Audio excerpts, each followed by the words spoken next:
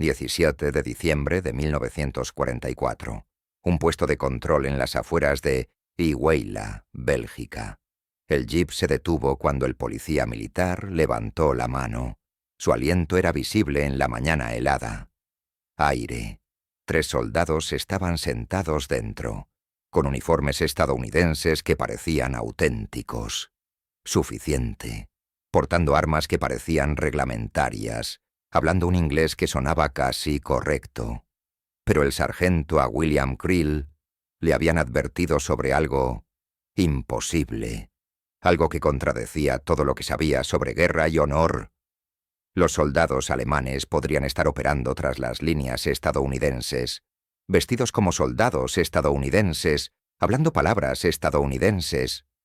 Pidió la contraseña. Los hombres dudaron. Él volvió a preguntar. Su inglés flaqueó. Entonces Creel notó las ametralladoras Sten, armas británicas que ninguna patrulla estadounidense llevaría. En cuestión de minutos, los 3 hombres estaban bajo custodia.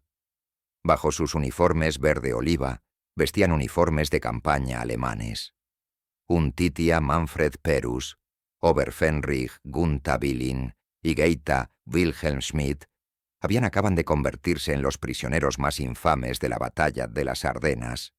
Lo que ninguno de ellos sabía era que la captura desencadenaría la paranoia más extendida en la historia militar estadounidense. Una campaña sistemática de un interrogatorio cultural que convertiría cada puesto de control en un concurso televisivo y cada conversación en una prueba de la cultura estadounidense. Identidad, y cada soldado en un espía potencial. Las matemáticas de las detecciones no se escribían en códigos y cifras, sino en estadísticas de béisbol, capitales estatales y chismes de Hollywood.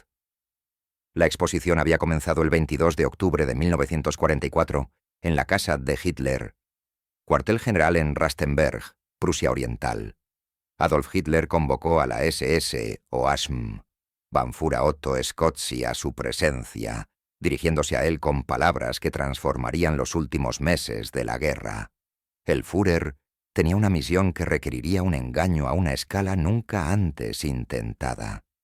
Skorzeny ya figuraba entre los comandos más temidos de Alemania. En septiembre, en 1943, dirigió el asalto con planeadores que rescató a Benito Mussolini de su prisión de montaña en Gran Sasso, llevándose a Il Duce en una avioneta que apenas sobrepasó la meseta rocosa. En octubre de 1944 había orquestado el secuestro de Miklo Horthy Jr., obligando el regente de Hungría dimitió y mantuvo a la nación en la guerra. Ahora, Hitler le encomendó su misión más audaz hasta el momento. Las fuerzas alemanas lanzarían una contraofensiva masiva a través del bosque de Ardennes, en dirección al crucial puerto de Amberes. El ataque dividiría a los ejércitos estadounidense y británico, recreando la sorprendente victoria de mayo de 1940, cuando las panzas alemanas habían llegado al Canal de la Mancha en cuestión de días. Pero esta vez, el éxito dependía de velocidad. Los alemanes necesitaban capturar al menos un puente sobre el río Meuse intacto antes de que los ingenieros aliados pudieran destruirlo. Skorzeny formaría una brigada especial, la Brigada Panza 150, cuyo propósito sería apoderarse de esos puentes antes de que pudieran ser volados. Hitler le informó de una decisión que hizo que incluso el comando más curtido se detuviera. Esto podría lograrse más rápidamente y con menos pérdidas si los escoceses y sus hombres vestían uniformes estadounidenses y británicos, pequeñas unidades camufladas en el ejército enemigo.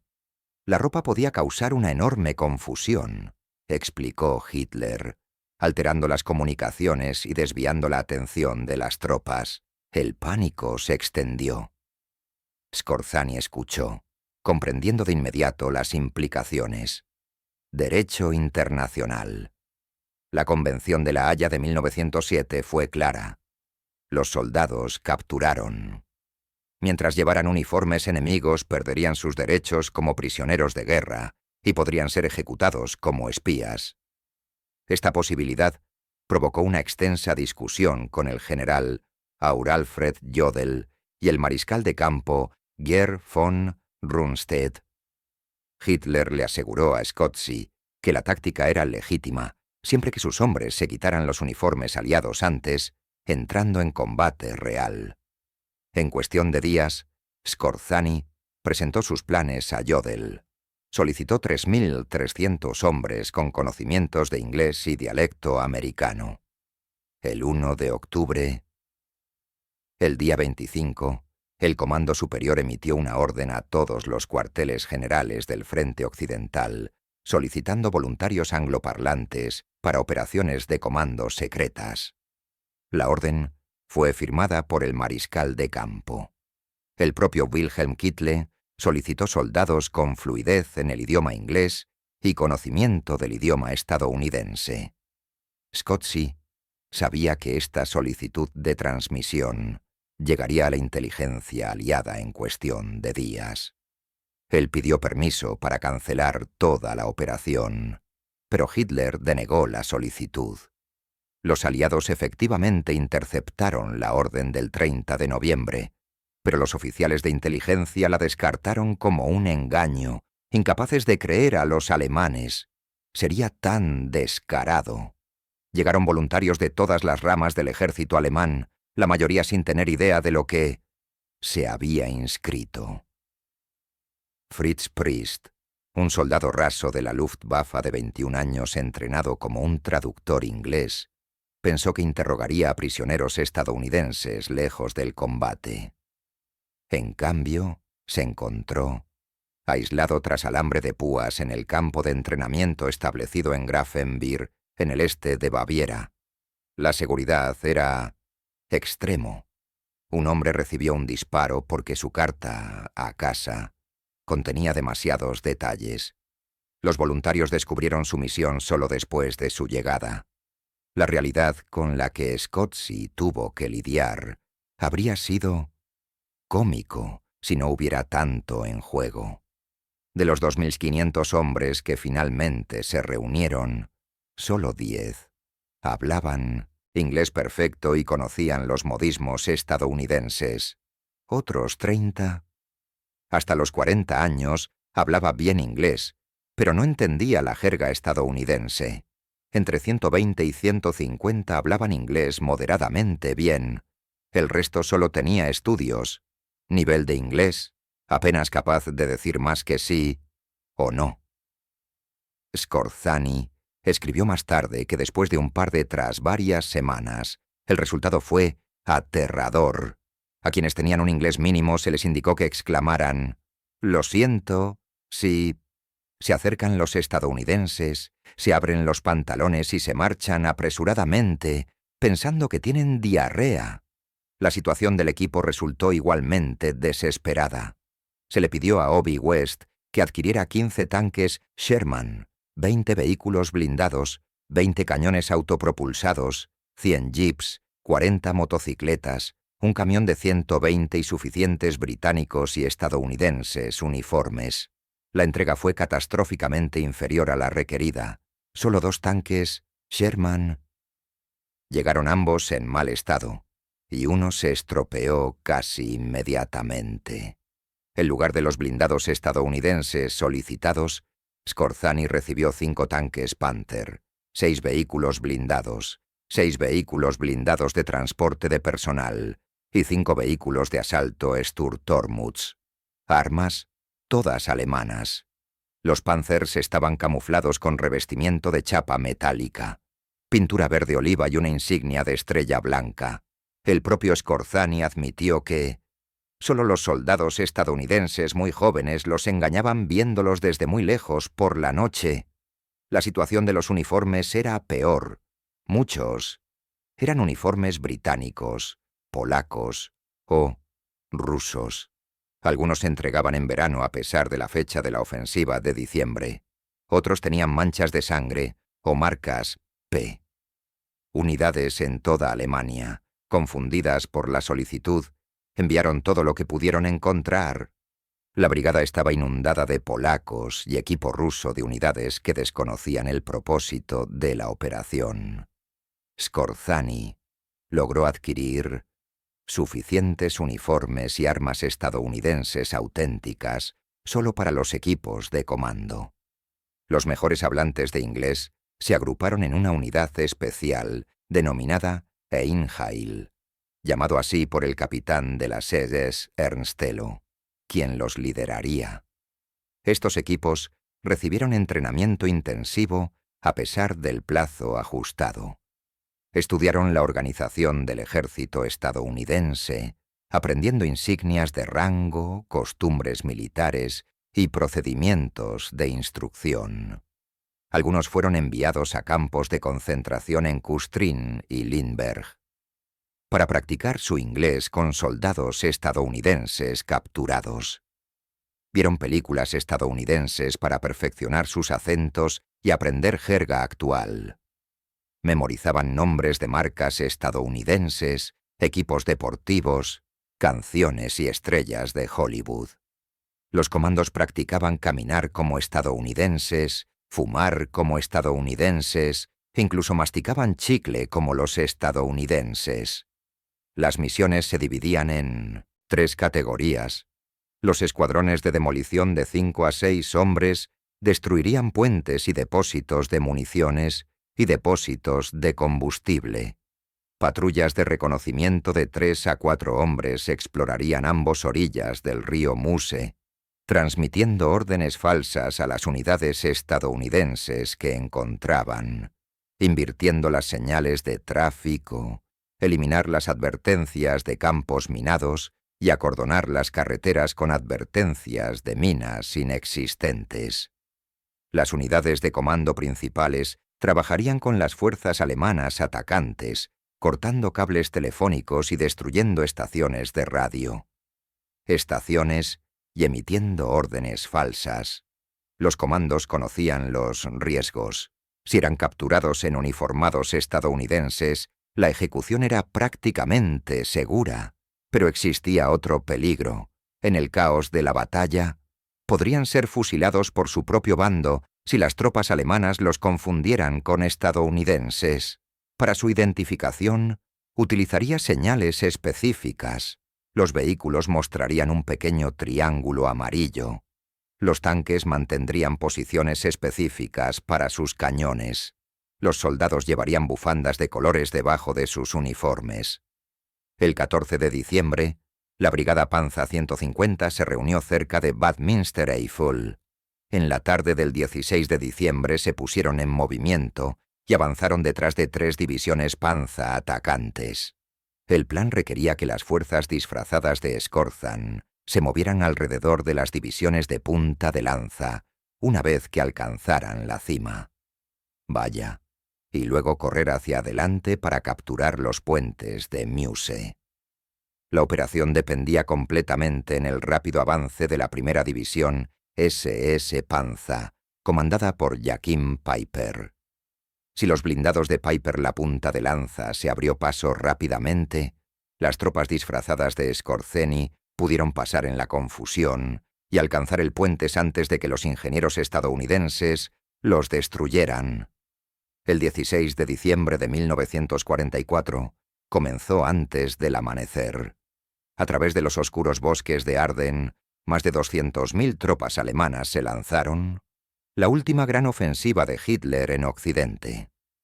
El asalto inicial fue una completa sorpresa. Las fuerzas estadounidenses, dispersos en un frente de 128 kilómetros, se enfrentaron a una cantidad abrumadora de tropas. 4 estadounidenses inexpertos o cansados de la batalla. Las divisiones se enfrentaron a 30 divisiones alemanas apoyadas por casi 1000 tanques. El bombardeo de artillería alemana destrozó la gélida mañana. Los reflectores rebotaban en las nubes bajas para iluminar el campo de batalla. La infantería avanzaba por los bosques nevados. Las panzas retumbaban, avanzando por caminos estrechos. Durante las primeras horas todo transcurrió según lo previsto. Los equipos de Ingala se infiltraron en la confusión, vestidos con uniformes estadounidenses, conduciendo jeeps capturados, se deslizaron a través del caos de la retirada estadounidense. Un equipo se dirigió directamente a una ciudad ocupada por los estadounidenses, exploraron todas las defensas y luego, al salir, redirigieron un convoy estadounidense. Armaduras y suministros por el camino equivocado. Otros 2 equipos lograron desviar con éxito convoyes aliados, que aumentaron la confusión general. Cortaron cables telefónicos, eliminaron señales de tráfico y difundieron rumores falsos sobre avances alemanes más profundos que las penetraciones reales. Pero el 17 de diciembre, la realidad destruyó las perspectivas de la operación. La primera la división Panza no logró alcanzar sus objetivos a tiempo. La feroz resistencia estadounidense en Ellenborn Ridge impidió que... Los alemanes necesitaban las carreteras del norte. En Sanbid, los defensores estadounidenses lucharon ferozmente, retrasando el horario alemán casi una semana. El rápido avance que la operación Griffe requería nunca se materializó. Skorzany se dio cuenta ese mismo día de que los objetivos originales de la misión estaban condenados al fracaso. Asistió a una conferencia de personal en el cuartel general del Sexto Ejército Panza y sugirió su brigada se utilizará como unidad convencional. La solicitud fue aprobada. Panza. Se ordenó a la Brigada 150 reunirse al sur de Malmö e informar al primer División SS Panza, pero los equipos de comando ya estaban tras las líneas estadounidenses. Algunos completaron con éxito sus misiones. Otros fueron capturados cuando fallaron los desafíos de contraseña. Cuando estaban nerviosos, los soldados estadounidenses notaron las armas británicas o las botas alemanas, cuando su inglés falló bajo presión, cuando no podía responder preguntas sencillas sobre la cultura estadounidense. La captura cerca de Ivy, el 17 de diciembre, Peris, Billing y Smith crearon el pánico que definir el impacto real de la operación. Durante el interrogatorio, Smith hizo una declaración que electrizó a la inteligencia aliada. Afirmó que su misión era parte de una operación mayor para infiltrarse en el cuartel general supremo de la Fuerza Expedicionaria Aliada y capturar o matar el mismísimo general Dwight Eisenhower. Ya sea que Smith creyera este rumor o estaba difundiendo desinformación deliberada, aún no está claro. No hay evidencia alguna confirmó la existencia de dicho plan. La misión real era capturar puentes sobre el río Meuse, pero la declaración tuvo consecuencias inmediatas. En cuestión de horas, la seguridad alrededor de Eisenhower aumentó drásticamente. El comandante supremo se encontró prácticamente encarcelado en su cuartel general en Versalles, rodeado de guardias que vigilaban a todos los que entraban al edificio. Se dice que Eisenhower estaba furioso por confinamiento, sobre todo cuando se prolongó hasta Navidad. Después de varios días, enfadado, declaró que tenía que salir y que no le importaba si alguien intentaba matarlo. Pero la paranoia se extendió mucho más allá. Protegiendo a Eisenhower, las fuerzas aliadas, ya conmocionadas por la ofensiva alemana, ahora veían posibles infiltrados por todas partes. Aparecieron puestos de control en las zonas de retaguardia aliadas, lo que ralentizó considerablemente el avance. Movimiento de tropas y suministros. La policía militar estadounidense comenzó a interrogar a cada soldado que pasaba. Mediante el uso de preguntas diseñadas para identificar a alemanes que se hacen pasar por estadounidenses. ¿Cuál es la capital de Illinois? ¿Quién ganó la Serie Mundial de 1940? ¿Quién es la novia de Mickey Mouse? ¿Qué equipo juega en el Wrigley Field? ¿Quién está casado con Betty Grable? ¿Dónde vive? ¿Un guardia de pie en una formación de fútbol? ¿Quién es Frank Sinatra? ¿Cómo se llama? ¿El perro del presidente? Las preguntas abarcaban desde geografía estatal hasta béisbol, desde estadísticas hasta chismes de Hollywood y jerga estadounidense. Los parlamentarios improvisaron, constantemente, creando nuevas preguntas basadas en cualquier trivialidad estadounidense que se les ocurriera. El sistema era caótico y a menudo absurdo. Muchos auténticos soldados estadounidenses no pudieron responder a las preguntas. Las diferencias regionales significaban que los soldados de una parte de América no tenían conocimiento de los detalles de otras regiones. Educativo. Las diferencias significaron que algunos estadounidenses nunca aprendieron las capitales de los estados ni siguieron el béisbol. Los puestos de control creados. Numerosos problemas. El general Omar Bradley fue detenido cuando identificó correctamente a Springfield como la capital de Illinois.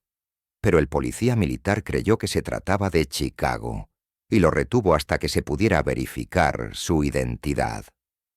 El general de brigada Bruce Clark fue retenido a punta de pistola tras afirmar incorrectamente que los Chicago Cubs jugaban en la Liga Americana. Liga. Un capitán pasó una semana detenido tras ser descubierto llevando botas alemanas que había tomado como recuerdo. Los soldados británicos se enfrentaron a dificultades particulares. Cuando el oficial de reconocimiento David Nunn se topó con un guardia, cuando le exigieron saber quién ganó la Serie Mundial de 1940, solo pudo responder que no. La más mínima idea.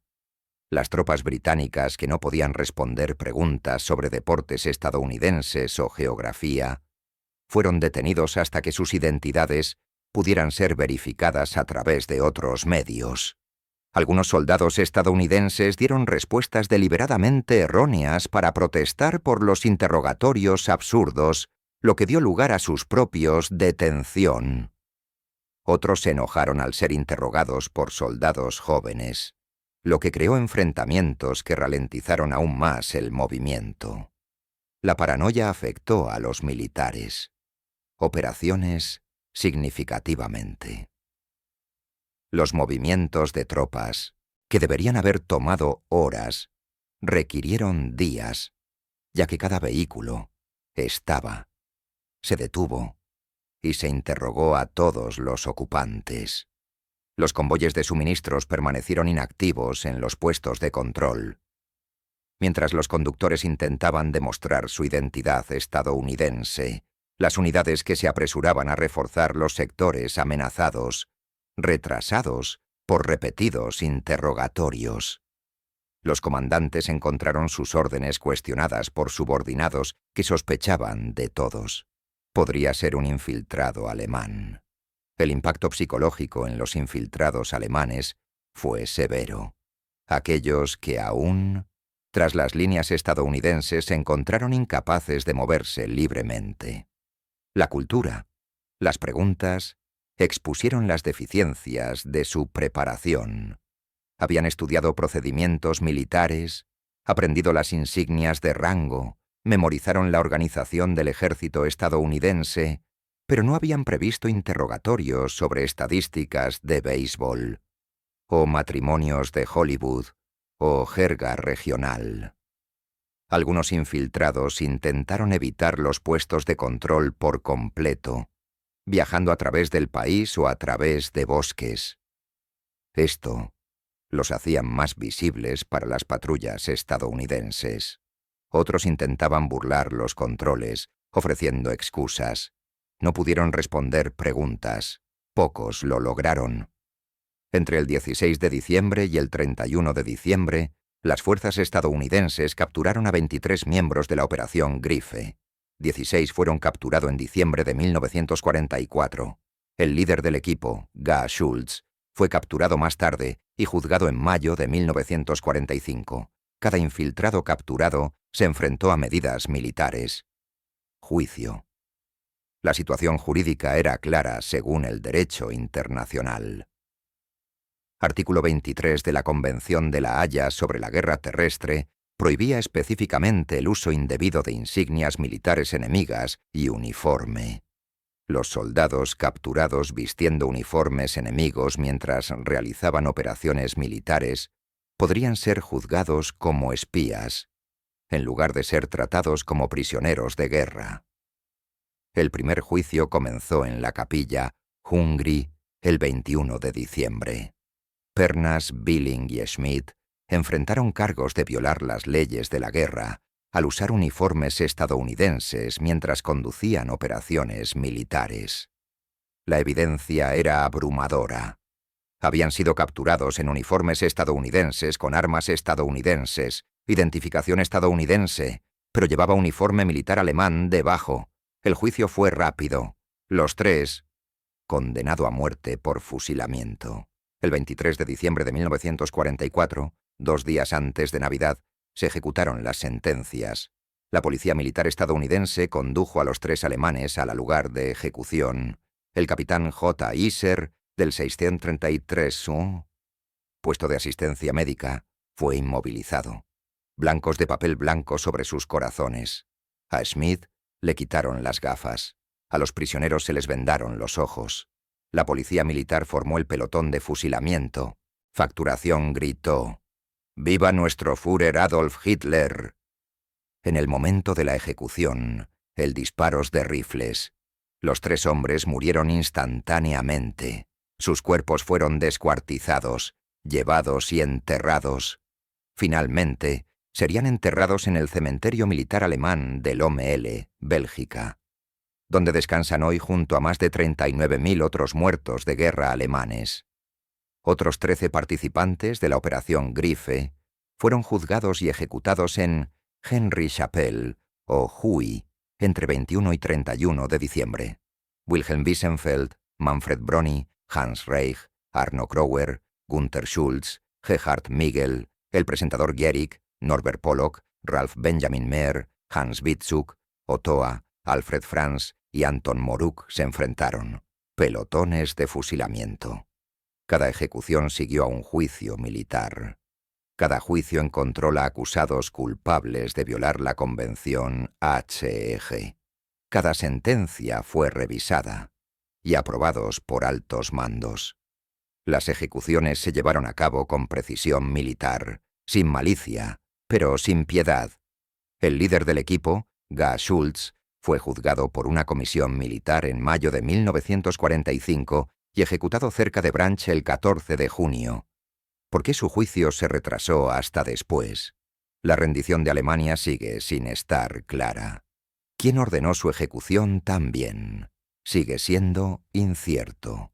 El noveto ejército de los Estados Unidos ejecutó la sentencia. En total, 17 participantes de la Operación Griffe fueron ejecutados por llevar uniformes enemigos. Los logros tácticos de la operación fueron mínimos. No se capturaron puentes. No se lograron demoliciones importantes. Las comunicaciones críticas quedaron interrumpidas permanentemente. Algunas señales de tráfico estaban invertidas. Algunas líneas telefónicas estaban cortadas. Varias unidades estadounidenses recibieron órdenes falsas, aunque la mayoría fueron corregidas rápidamente. Pero el impacto psicológico superó ampliamente cualquier resultado táctico. Durante semanas las fuerzas estadounidenses operaron bajo el supuesto de que los infiltrados alemanes podrían estar en cualquier lugar. La paranoia afectó la toma de decisiones en todos los niveles. El confinamiento de Eisenhower significó que el comandante supremo quedó aislado de la observación directa del campo de batalla. Condiciones durante la fase crítica inicial de la ofensiva. Los retrasos en los puestos de control ralentizaron la respuesta estadounidense a la penetración alemana. Las unidades que deberían haber llegado a los sectores amenazados en cuestión de horas tardaron días en llegar. La sospecha generalizada degradó la cohesión de la unidad. Los soldados estadounidenses que deberían haberse centrado en luchar contra los alemanes. En cambio, su frente se preocupaba por la posible presencia de alemanes entre ellos. La batalla de las Ardenas se desarrolló independientemente del fracaso de la Operación Graffe. las fuerzas alemanas avanzaron profundamente hacia las líneas estadounidenses, creando la protuberancia que dio nombre a la batalla. En Bastonia, los defensores estadounidenses resistieron a pesar de siendo rodeado. El 22 de diciembre, cuando los oficiales alemanes se rindieron ultimátum, el comandante interino, el general de brigada, Anthony McAuliffe, respondió con una sola palabra escrita que se convirtió en legendario para el comandante alemán: loco, el comandante estadounidense. Cuando el confundido los oficiales alemanes preguntaron qué significaba, y les dijeron que era lo mismo que irse al infierno.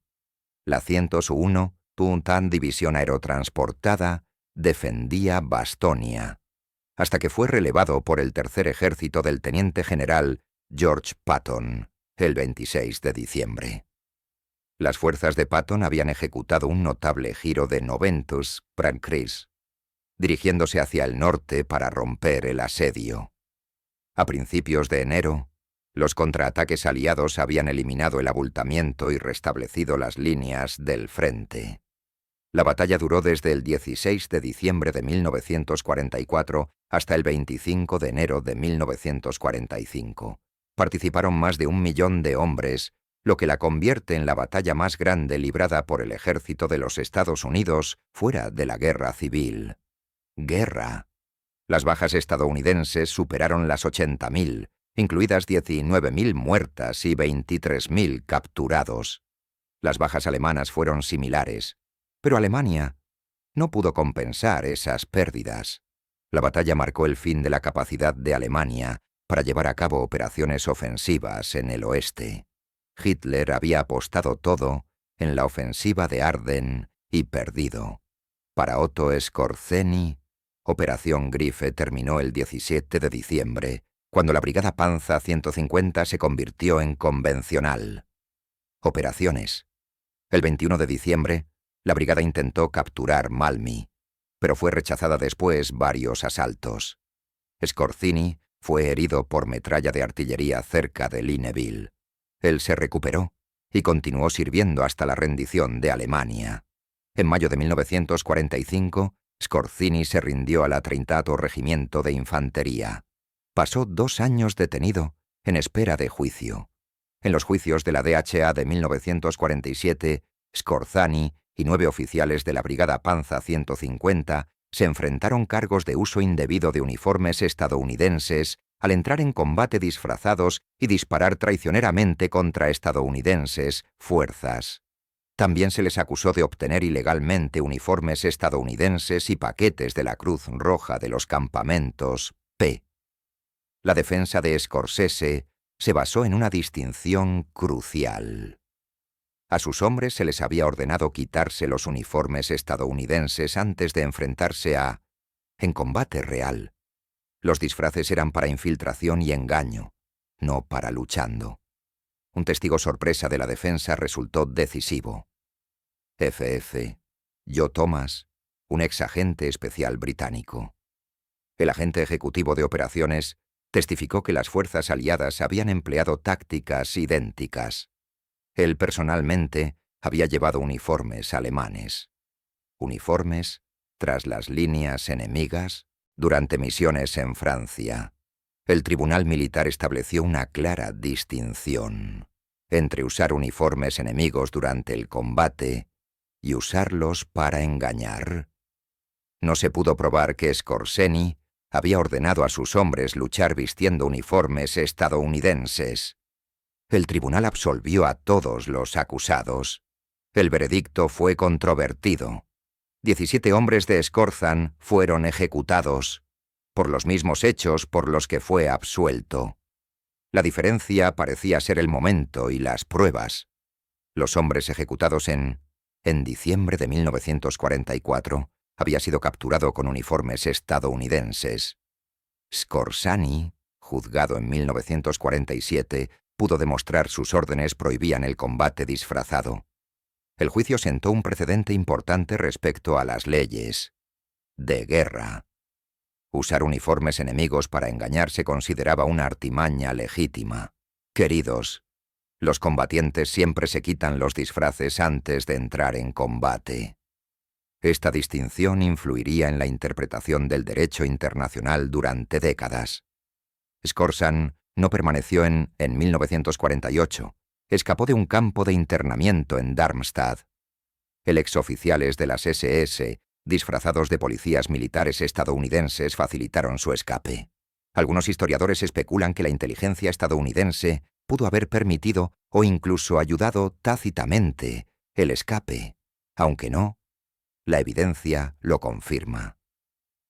Skorzeny pasó un tiempo escondido en un bávaro, granja, luego en Salzburg y París, estableciéndose finalmente en España. Trabajó como asesor militar del presidente egipcio Gamal Abdel Nasser. Skorzeny murió de cáncer el 5 de julio de 1975 en Madrid a los 67 años. Nunca expresó arrepentimiento por Operación Grif o cualquier otra acción en tiempos de guerra. Los interrogatorios en los puestos de control se convirtieron en parte del folclore militar estadounidense. Las preguntas sobre béisbol y Hollywood, las capitales de los estados y el cine, las estrellas, se convirtieron en símbolos de cómo la identidad cultural servía como herramienta de seguridad durante la crisis. La improvisada, el sistema, por caótico que fuese, demostró ser eficaz para exponer a los infiltrados, cuyo entrenamiento lingüístico no podía replicarse. El conocimiento cultural informal que los estadounidenses absorbieron naturalmente desde la infancia. Ser estadounidense implicaba más que hablar inglés o usar el uniforme adecuado. Implicaba compartir experiencias culturales, referencias comunes, memorias colectivas que no pudieron enseñarse adecuadamente a los extranjeros en semanas de capacitación. Esta cohesión cultural a menudo se daba por sentado que, cuando los infiltrados enemigos los ponían a prueba, eran un activo para la seguridad nacional. Los 17 hombres ejecutados durante la Operación Grafe son recordados hoy principalmente a través de cementerios militares y relatos históricos. Sus tumbas en Loemel se mantienen con el mismo cuidado que las de soldados que murieron en combate convencional. El cementerio no distingue entre los ejecutados como espías y caídos en combate. Todos son alemanes muertos en la guerra. Manfred Perus tenía 23 años cuando fue ejecutado. Gunther Billing, de 21, seguía siendo un nazi convencido, hasta su último momento. Wilhelm Schmidt, de 24 años, afrontó la muerte con silenciosa resignación. Cada uno era hijo de alguien, quizás hermano de alguien. Cada uno había tomado decisiones que llevaron a esa mañana helada en Bélgica, a esos postes, a esas vendas, a esos fusiles. El legado de la Operación Grafe se extendió más allá de su fracaso táctico. La operación demostraron que las operaciones especiales no pueden compensar el fracaso militar convencional. Decenas de infiltrados no podrían capturar puentes si las panzas de Piper nunca los alcanzaran. Ningún engaño ni confusión podría sustituirlos, por el avance que nunca ocurrió. Sin embargo, la operación logró crear una disrupción que superó con creces lo que los infiltrados reales lograron su cometido. La mera posibilidad de infiltración. Se generó pánico entre cientos de miles de soldados. Esta brecha, entre la percepción y la realidad, se convirtió en un factor clave. Lección de pensamiento estratégico moderno sobre la guerra psicológica. La batalla de las Ardenas terminó a finales de enero de 1945. Las fuerzas aliadas reanudaron su avance hacia Alemania. En 4 meses, el Tercer Reich se derrumbó. Hitler cometió suicidio en su búnker de Berlín. Alemania se rindió incondicionalmente el 8 de mayo de 1945. Los 17 ejecutaron la Operación Grafe. Los participantes ya estaban en sus tumbas. Su guerra terminó violentamente en suelo belga, lejos de casa. Sus La operación había fracasado en sus objetivos tácticos, pero había logrado crear confusión y miedo que obstaculizaron las operaciones aliadas. Operaciones durante la fase crítica inicial de la batalla. El primer ministro británico Winston Churchill, hablando con el 18 de enero de 1945, mientras la batalla aún continuaba, el Parlamento declaró que, sin duda, la mayor batalla estadounidense de la guerra, y creo, será considerada como una batalla estadounidense siempre famosa. Victoria. Churchill señaló explícitamente que los estadounidenses habían involucrado entre 30 y 40 hombres para todos los soldados británicos participaron, enfatizando que esta era fundamentalmente una batalla estadounidense y una victoria. Los guardias del puesto de control que preguntaron sobre béisbol no sabían que estaban creando folclore. Estaban resolviendo un problema inmediato, improvisando medidas de seguridad para identificar enemigos potenciales. La solución, funcionó porque estaba arraigada en una auténtica cultura compartida. Los estadounidenses sabían sobre béisbol, Hollywood y capitales estatales porque crecieron en Estados Unidos y absorbieron ese conocimiento de forma natural. Los alemanes, que intentaban imitar a los estadounidenses, podían estudiar los hechos, pero no podían reproducir esa fluidez cultural natural. Esta distinción entre hechos aprendidos y cultura absorbida resultó decisiva. El fracaso alemán demostró un principio que sigue vigente. El conocimiento cultural absorbido a través de la experiencia vivida a lo largo de años no se puede enseñar rápidamente a adultos de diferentes orígenes. Las fuerzas de operaciones especiales modernas han aprendido de los resultados dispares de la operación Grafe. Los servicios de inteligencia ahora gastan años preparando agentes encubiertos, precisamente porque la fluidez cultural no se puede enseñar rápidamente. Idioma. La formación, el conocimiento factual y el entrenamiento conductual son necesarios, pero insuficientes. La auténtica fluidez cultural requiere inmersión y tiempo. El fundamento. El desafío persiste durante décadas. La cultura se absorbe a través de la experiencia. No se enseña en las aulas. La operación Grafe demostró tanto el potencial como los límites de la educación especial. Operaciones. Pequeñas unidades que realizan operaciones no convencionales pueden crear disrupción mucho más allá de su número. El impacto psicológico puede superar lo táctico. Resultados por órdenes de magnitud, pero sin el éxito militar convencional que proporciona los recursos necesarios. En estas condiciones, las operaciones especiales no pueden alcanzar los objetivos estratégicos. El engaño no puede sustituir a la victoria. Para los historiadores y estrategas militares, la Operación Grafe sigue siendo un caso de estudio convincente. Ejemplifica cuán ambiciosa es la planificación desconectada de una evaluación realista de las capacidades conduce al fracaso. La guerra tardía de Hitler. La toma de decisiones siguió este patrón, grandiosa en la concepción, inadecuada en recursos, divorciados de la realidad operativa. Sin embargo, la operación no intencionada, el éxito en la creación de pánico, validó el concepto de que la guerra psicológica y el engaño puede ser un multiplicador de fuerza. Los 17 hombres que murieron ante pelotones de fusilamiento por los que vestían uniformes enemigos quedarían en gran medida olvidados si no fuera por el registro histórico que preserva sus historias. No eran hombres particularmente importantes. Lograron poco antes de su captura. Su operación fracasó de manera exhaustiva.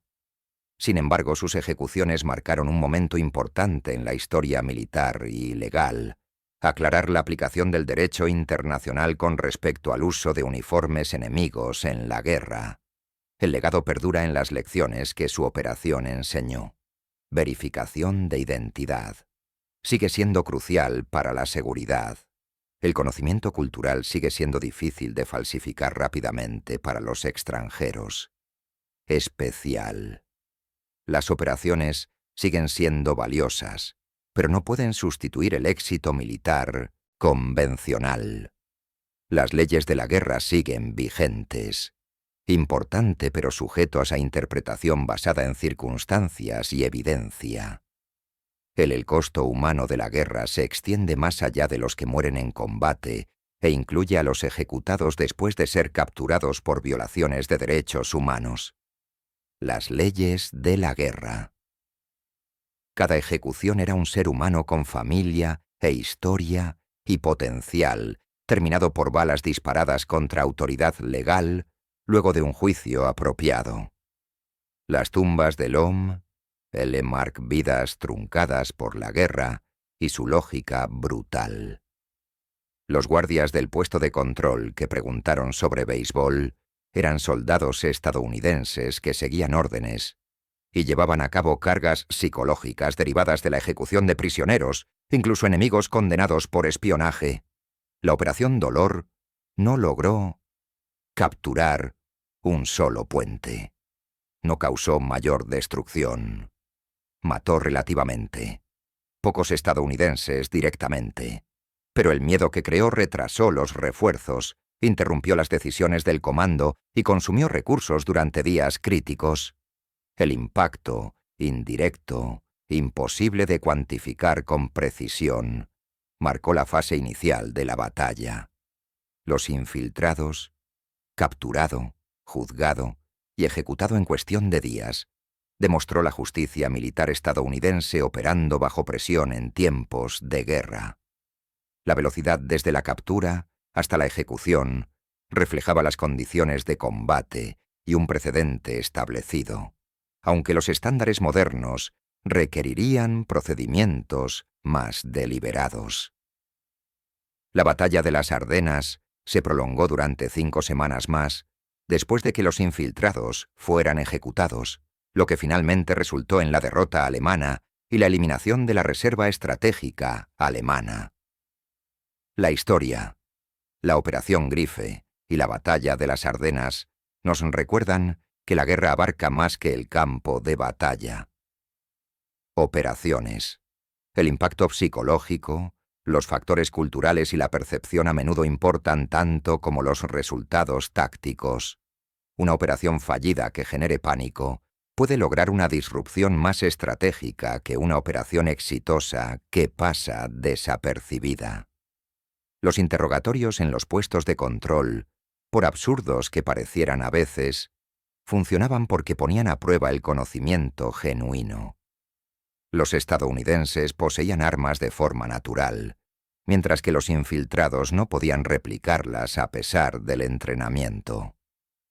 Los soldados estadounidenses Los combatientes que lucharon en la batalla de las Ardenas se enfrentaron no solo a una poderosa ofensiva enemiga, sino también a la carga psicológica de sospechando que los enemigos podrían estar en cualquier lugar, vistiendo cualquier uniforme, hablando cualquier idioma. Esta erosión de la certeza marcó una nueva dimensión en la guerra que influiría en las operaciones militares y los procedimientos de seguridad durante generaciones. Venir.